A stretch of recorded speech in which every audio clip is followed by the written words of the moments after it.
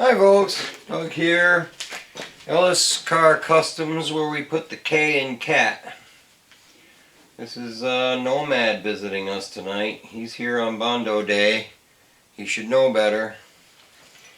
But take a quick minute to thank everybody for liking and commenting and subscribing. We hit 1,600 subscribers. Who would have thought, right?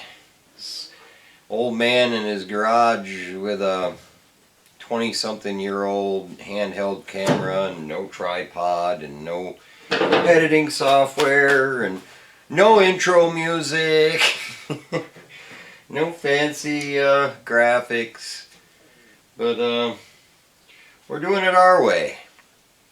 I appreciate everybody in the community. I mean, I think we're building a really nice little community of like-minded people, and everybody's always helpful and supportive, and I just want you to know it doesn't go unappreciated, because it does.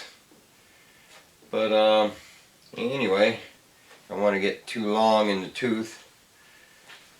We're continuing on what we've been doing, but we're a little bit closer to having things figured out. I finally got the stainless off of there. They I think it was Harvey in my comments that said that they caulked the bottom of them things to try to keep them from leaking or whatever, and if you reef on them too much, you're going to twist them and bend them, and you want to do that. But yeah, I got in behind it. I got a little tool I use here for windshields, doing windshields and pulling rubber in and stuff like that. I got in behind the thing and just worked that caulk out of there until I was able to sort of flip it up a little bit and then slide it back along there till it came off. So we got that, and we've got this blocked out with 180 and ready for a coat of primer. So I'm going to spray some high build primer on that. We blocked out our little dimple we had in the front there too. We'll spray some primer at it, and then I'll figure out where I go from there. So I got the screws out of this one like I did on the other side. And basically what I'm doing is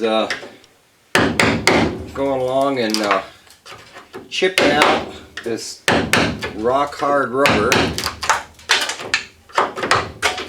Once we get that chipped out of there,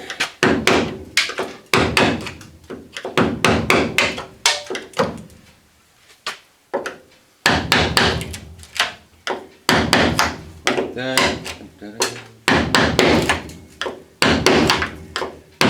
Moving right along, moving right along. I'm taking, let's see, what'd you do with it, Nomad? Anyway, taking my little tool here and just kind of dragging it along inside of there to cut that caulking out of there, so it'll slowly let go of the thing.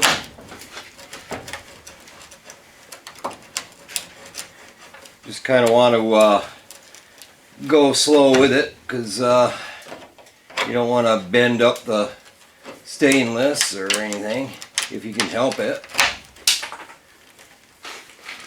because it actually has to, once you get it unglued, it has to actually flip up, because it sits on a groove there. You can't just pull it off. Well, you could, but you'd bend the crap out of it. But that's how we did the other side. You can see how it's loosening it up. You just don't want to force it. But I'll bring you back when I get a little further. So now we got it all freed up. So all we got to do is kind of lift it up and coax it off of there.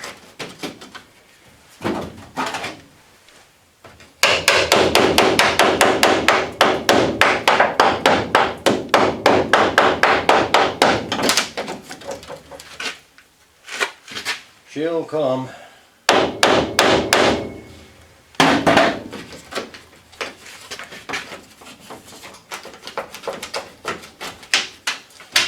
There.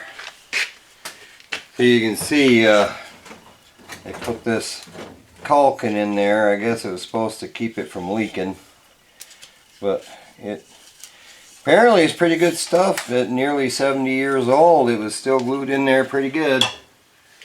But another piece down, a few more to go. I'll bring you back. So probably another good place to do some work, because we got to do it on both sides. You see this ugly bit here?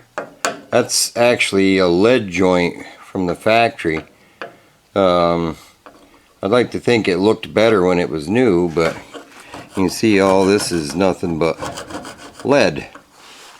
So we got to get that lead out of there.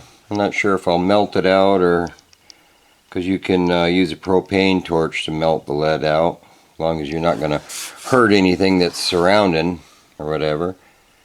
But you can melt it out, or you can scrape it out. You hate to grind on it so much because you don't really want lead dust flying around. If anything, the safest thing to do is melt lead out. That way it's not airborne. But I'll bring you back when I get a little further. And yep, my buddy is keeping a close eye on me, making sure I do it right. He doesn't want me to injure myself. Right, buddy? Say hi to the folks. Yeah, he's happy. But here again, he shows up on Bondo night. But yeah, alright, I'm gonna get to work. Well, when our torch last made history on this car, it was fixing the lift gate. But lead has a pretty low melting point as far as temperature goes. So you're just heating it up. And this is how they applied it back in the day too, with like wooden spoons and stuff. And you're just getting it hot and peeling it out of there.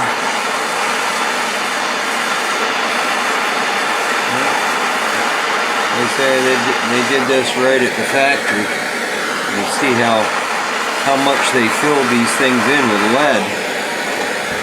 You think Bondo sculptures were bad. That's where they came up with the term lead sled. Back in the day, you could fill your car up with 100 pounds of lead, customizing it, Frenching your headlights or taillights or whatever. But yeah, we're just melting that shit out of there. Uh-oh, I swore. I'm gonna get in trouble now. Hopefully no kids are watching. But yeah, it melts and cools pretty quick. So you're only getting it hot enough to dig it out of there.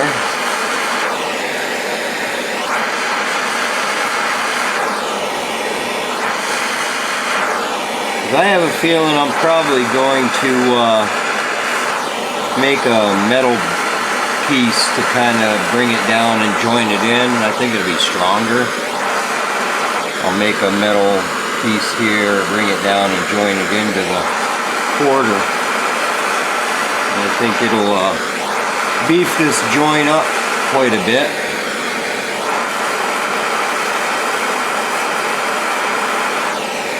But I figured I should probably show this process, because this is something you don't see every day anymore. Nobody works with lead. Believe it or not, I'm old enough where in the very early days of my body working career, I did have some experience with applying lead. Like I say, you would heat it up and you'd smooth it out with your spoons. It was amazing how fast they could do it at the factory. So yeah, there's quite a lot of lead in here.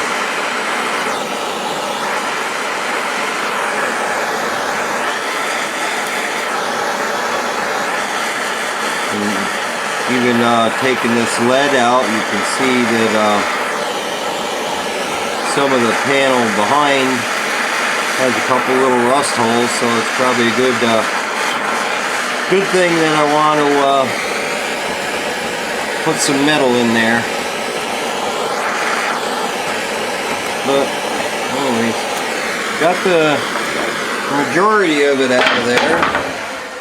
I'll show you what it looks like. If you can't see it good enough from there, I don't know if you can. It's gonna be warm for a little while. But yeah, you can see that's the factory joint. Kind of comes up over and down, and they join those two together, and then they just slathered the lead in there. But yeah, I figure you can see there's a little pinhole there, a little hole there. We'll cut this out of here and maybe go even above this line and just make it one solid piece of metal that comes down and then curves onto here. And we won't have need of any lead or a ton of filler or anything to hide the seam. But I'll bring you back. Yeah, I figured I'd show you real quick. This is what came out of our seam. But it's surprisingly heavy for, you know, like a small chunk like that. But yeah, that's all the lead that was piled in there. That's what it looked like by the time it hit the floor. But imagine some of you have done body work in the past and on one of these old cars and didn't know there was a lead joint somewhere near where you were welding, and you kind of weld and then hit the lead with your weld. That's no fun. I've done that before, because you can't weld to lead, and you'll know when you hit it. I'll bring him back. I think Nomad stuck his nose somewhere where he shouldn't have. Anyway, figured I'd show you on this side. The lead joint is actually in good shape. It's nice and smooth. So I'm kind of toying with the idea of leaving this joint alone. You know, following along the lines of if it ain't broke, don't fix it kind of thing. I don't feel any humping. See, on the other side, the lead had lifted.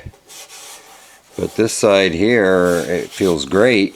And if it's been holding on for nearly 70 years, I can't see it holding on for a little longer being a problem.